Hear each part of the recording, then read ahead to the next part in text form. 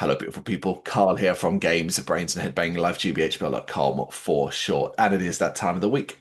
5 albums you must check out this week. And we begin with a banger. It's Thumos, and they present The Trial of Socrates, a double album of 16 tracks lasting 109 minutes, interpreting the life, trial, and death of Socrates. Co-released by Stowolf Records on CD and for Dire Productions on cassette, the album is out now. Impossibly grand, and not just because it is nearly 2 hours long. The trial of Socrates is a staggering achievement for a band that consistently hits the highest of highs. I have reviewed several albums and EPs of this band, and I'm still stunned by how good they are, not only crafting rich detail and immersive instrumental music that caters to fans of post-rock, doom, metal, and so much more, but doing so in an incredibly artistic way. You might think you don't need a 16 double album about the life, trial, and death of Socrates, but trust me, you do.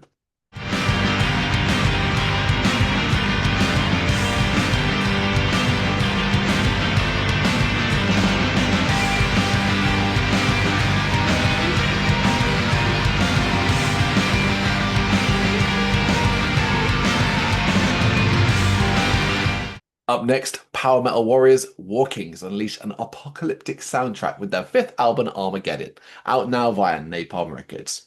I don't think there's anything particularly groundbreaking here, but that doesn't mean it isn't utterly brilliant. War Kings are one of the best power metal bands right now, and this album reflects that. It is an exceptionally digestible headbanger of a record that is filled with anthem after anthem. What more could you want?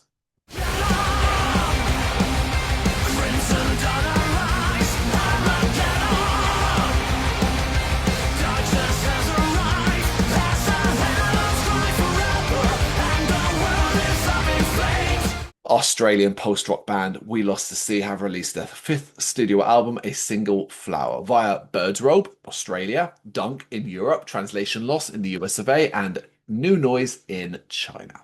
6 tracks long, but 6 behemoth tracks. A Single Flower is We Lost the Sea and the most textured. Not only experiment with post as a genre, but experiment with their definition of it.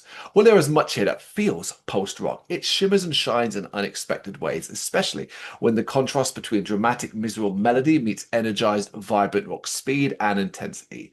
The word that comes to mind is fascinating. Every time this band releases an album, they change the post-rock world, and that continues to be the case with A Single Flower.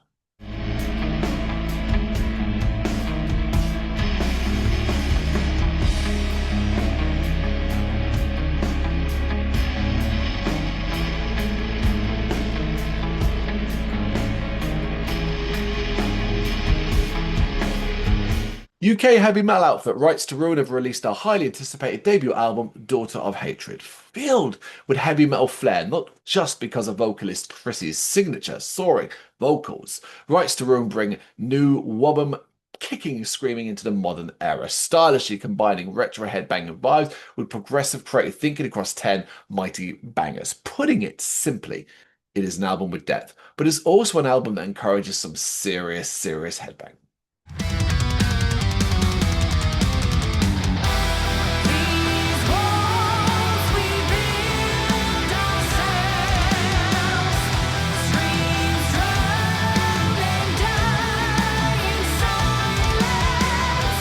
And finally, hard rock band Witch Hazel have released the new album V, as in the Roman numeral 4-5, Lamentations, via Bad Omen Records. They're a band with presence, a band with poise, and a band with power. Witch Hazel has proven time and time again that their brand of hard rock and metal is highly addictive. And this brand new album doesn't change that. Filled to the brim with addictive rhythms and catchy groove, there's a real sense that Witch Hazel want listeners to have a good time with them, while also experiencing layers of exciting eccentricities. For a kingdom, thunder and the rain, for the root of my pain is the land where I stand at the gate. And there you have it. There's our 5 albums that we recommend you check out this week. Huge records across a varied group of bands. You could be here a while, but of course there are always many more. In fact, if you have any recommendations, you know what to do.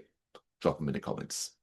Thank you very much for watching. If you've enjoyed what you've seen, please consider hitting that like and subscribe button. It does help us out. You can find us at gbhbl.com and across all social media platforms. And if you really want to give us a bit of extra support, please consider buying us a cup of coffee over on our coffee page. Thank you.